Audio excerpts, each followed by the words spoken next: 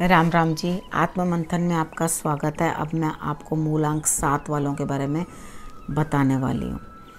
ये जो भी कार्ड्स आते हैं वो अच्छे भी आते हैं और बुरे भी आते हैं, नेगेटिव भी आते हैं। तो हम अच्छों की पावर और अच्छे रिजल्ट्स लेने के लिए यूज़ करते हैं, और जो नेगेटिव बताते हैं उनकी पावर को हम कम करने की कोशिश करते हैं।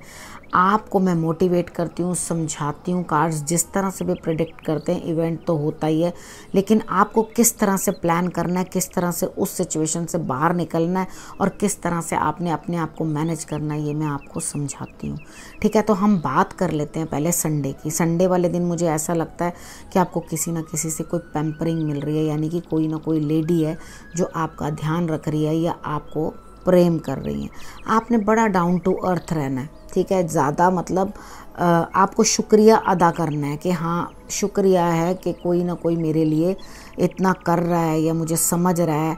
क्योंकि कई बार क्या होता है, हम अंदर से इतने अकेले हो जाते हैं कि हमें कई बार कोई ज़रा सा भी प्यार दे देता है तो हमारे लिए वही काफ़ी हो जाता है। लेकिन यहाँ पर मुझे ऐसा लगता है कि कुछ चीज़ें हैं जो आपको अभी दिख नहीं रही हैं। ठीक है, आप समझ नहीं पा रहे हो, तो आपने उनको समझने के लिए अपना प्रोफाइल कम रखना है। यानी कि कुछ भी आप बोल रहे हो, यानी कि लो प्रोफाइल रहना। आप कुछ भी बोल रहे हो, कुछ भी कह रहे हो, उसको समझ बूझ के करना। क्योंकि कितनी बार क्या होता है हम कुछ कह देते हैं, वो चीज़ें वापस नहीं आती, हमें ज़बरदस्ती नहीं चाहते हुए भी उन्हें करना ही पड़ता है। अब हम बात कर लेते हैं मंडे की। मंडे वाले दिन के लिए आपका मन जो है वो बड़ा परेशान है। आप बहुत इमोशनली डाउन हो। दो चीज़ों में से आप समझ नहीं पा रहे, मैं ये करूं कि मैं ये करूं, यानी कि मैं किस तरफ जाऊं, मैं इधर मुड़ूं या मैं इधर मुड़ूं। इस समय के अंदर कोई भी डिसीजन लेने की कोई ज़रूरत नहीं होती। जिस टाइम भी मैं ऐसी चीज़ बताती हूँ आपको कि आप इमोशनली साउंड नहीं हो, प्लीज़ प्लीज़ प्लीज़ उस समय के अंदर बिल्कुल भी कोई भी आप जो है डिसीजन मत लो। ठीक है, आप अपने ऊपर काम करो, क्योंकि कार्ड्स बोल रहे हैं आपको बदलाव की बहुत ज़रूरत है। ठीक है, आपको बहुत बदलाव की ज़रूरत है। और ऐसा भी हो सकता है कि आपको कुछ ना कुछ गुप्त परेशानी हो, यानी कि जो आप किसी से कह नहीं सकते। तो आप ध्यान रखो, अगर इस तरह की कोई दिक्कत है आपको तो आप डॉक्टर को भी कंसल्ट कर सकते हो। लेकिन आपके अंदर बहुत बदलाव आने वाला है और ये शुरुआत हो चुकी है। तो ये चेंजेस धीरे धीरे आते हैं। हम एक दिन के अंदर कोई बदल नहीं जाता। धीरे धीरे हम अपने अंदर अपनी पर्सनैलिटी को चेंज करते हैं और धीरे धीरे अपने अंदर बदलाव लाते हैं। तो ये जो इमोशनल सेटबैक है ये आपको कहीं ना कहीं बदल के जाएगा। तो दैट इज़ टू गुड। मेरे हिसाब से कोई प्रॉब्लम नहीं है इस चीज़ में। आपने करना क्या, आपने शंकर भगवान की आराधना करनी है, थोड़ी देर मेडिटेशन कर लेनी है, उसी से बहुत लाभ हो जाएगा आपको। हम बात कर लेते हैं ट्यूसडे की। ट्यूसडे वाले दिन बड़ी तेज़ी से आपकी तरफ कोई काम चला आ रहा है, भाग्य का सहारा आपकी तरफ है, आपके जीवन में गति आ रही है। आपको इस तरह से लगेगा कि हाँ, कुछ मोमेंट आई है, कुछ ना कुछ मुझे करना है, कुछ ना कुछ करना है, निकलना है आगे, कोई काम करना है मुझे। ठीक है, उसके बाद हम बात कर लेते हैं वेडनेसडे की। वेडनेसडे वाले दिन मुझे ऐसा लगता है आपके लिए कुछ ना कुछ ऐसा होने वाला है कि आपको लगेगा कि मेरे पैसों का एवज या मैंने जहाँ इन्वेस्ट किया था वहाँ पे मुझे उतना एवज नहीं मिला। यानी कि आप इस दिन वेडनेसडे वाले दिन इन्वेस्टमेंट नहीं करना। ठीक है, आपको कोई इन्वेस्टमेंट नहीं करनी। आपको मिल तो रहा है, लेकिन आप क्या करोगे, अपने पैसे के साथ कुछ ना कुछ घोल घाल कर दोगे, जिसके कारण आपको नुकसान हो सकता है। ठीक है, तो आपने इस चीज़ का ध्यान रखना है कि आपको लगेगा भैया ये क्या हो गया, मैंने तो बड़े अच्छे तरीके से इस चीज़ को मैनेज करने की कोशिश की थी लेकिन ये मैनेज नहीं हुआ। उसके बाद हम बात करते हैं थर्सडे वाले दिन की।